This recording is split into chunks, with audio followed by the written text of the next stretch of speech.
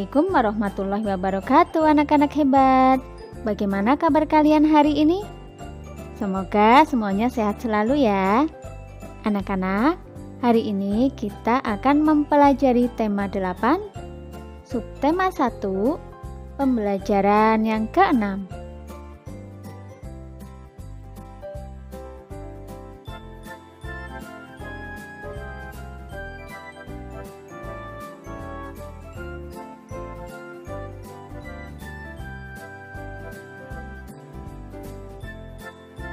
Anak-anak hebat, masih ingatkah kamu dengan membaca memindai?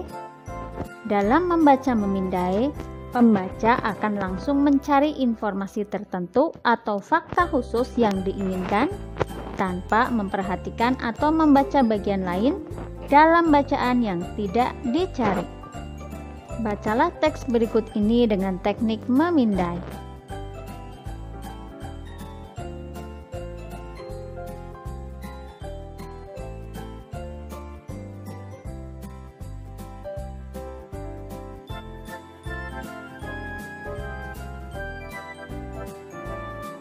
Bacaan tersebut merupakan contoh sebuah teks non-fiksi.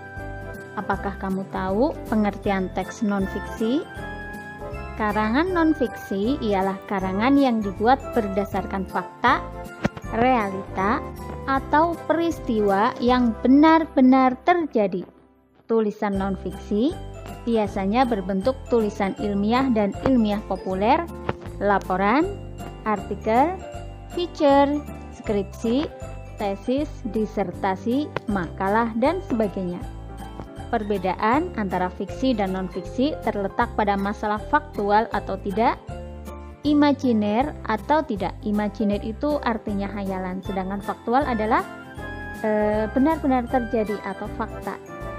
Perbedaan antara keduanya sama sekali tidak ada hubungannya dengan gaya bahasa atau apapun selain masalah fakta atau hayalan. Karangan non-fiksi berusaha mencapai taraf objektivitas yang tinggi, berusaha menarik, dan menggugah nalar atau pikiran pembaca. Bahasa karangan non-fiksi bersifat denotatif dan menunjukkan pada pengertian yang sudah terbatas sehingga tidak bermakna ganda. Non-fiksi dibagi menjadi dua. Yang pertama, non-fiksi murni, berisi pengembangan berdasarkan data-data yang autentik atau asli ya. Kemudian yang kedua, non-fiksi kreatif, berawal dari data autentik kemudian dikembangkan sesuai imajinasi penulisnya yang pada umumnya dalam bentuk novel, puisi, atau prosa. Anak-anak hebat, dari teks non-fiksi berjudul Keadaan Alam Indonesia yang sudah kalian baca dengan teknik membaca memindai tadi, sajikan informasi penting yang kamu temukan dalam format seperti berikut ini.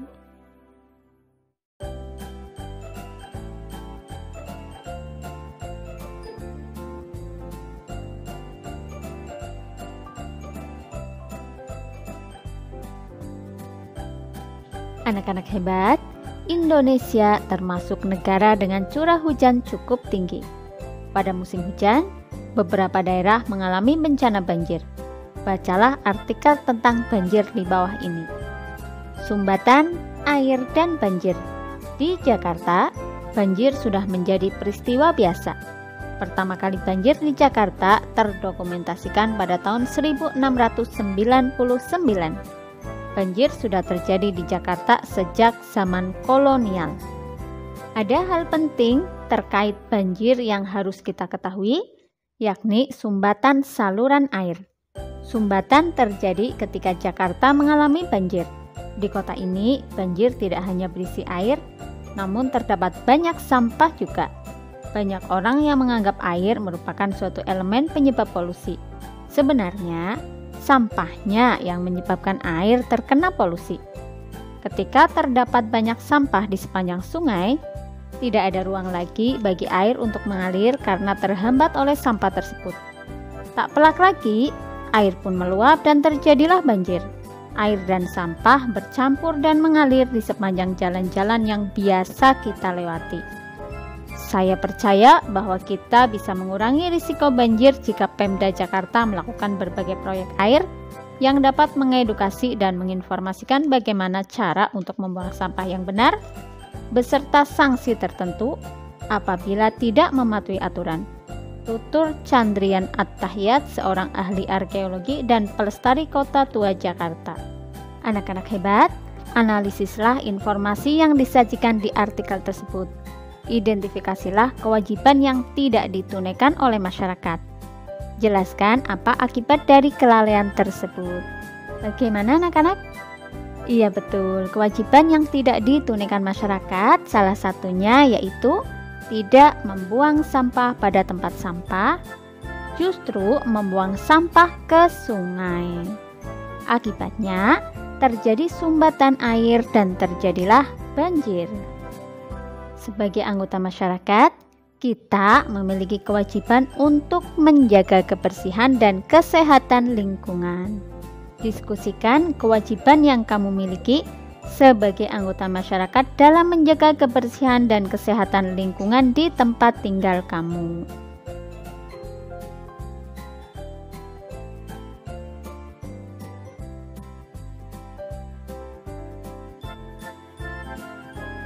Ketika musim hujan tiba, lapangan sekolah menjadi becek dan berlumpur. Hal ini mengakibatkan sepatu siswa-siswi menjadi kotor. Untuk menjaga kebersihan dan kenyamanan, SD Pelita Hati membuat jadwal piket tambahan. Mematuhi dan menjalankan jadwal piket dengan baik merupakan kewajiban setiap siswa SD Pelita Hati. Bantulah SD Pelita Hati dengan membuat daftar hal-hal yang harus dilakukan oleh petugas piket dan siswa-siswa lainnya sebagai perwujudan kewajibannya dalam menjaga lingkungan sekolah. Nah, kalian tuliskan kewajiban petugas piket itu apa saja.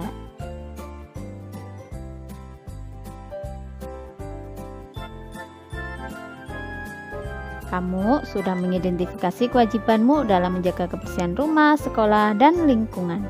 Tuliskan kembali kewajibanmu dalam menjaga kebersihan dan kesehatan lingkungan rumah, lingkungan sekolah, dan lingkungan masyarakat. Masukkan ke tabel berikut. Tempelkan tabel tersebut di tempat yang mudah kamu baca dan jadikan sebagai pengingatmu.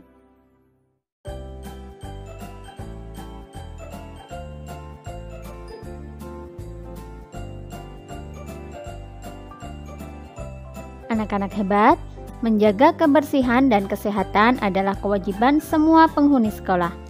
Nyanyikan lagu berikut ini yang berjudul Bersih dan Sehat. Nyanyikan lagu ini dan perhatikan interval nada dalam lagu. Kemudian tampilkan lagu tersebut dalam sebuah video.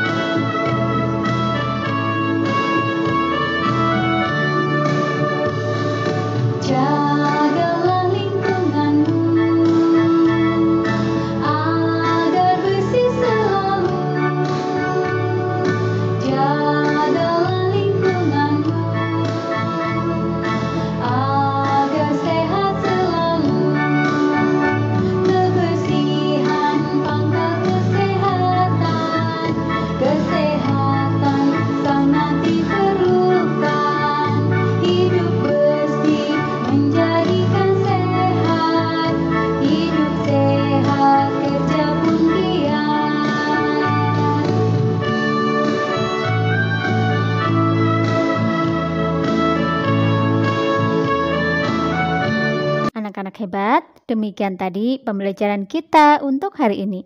Semoga menjadi ilmu yang bermanfaat. Sampai jumpa pada video pembelajaran berikutnya.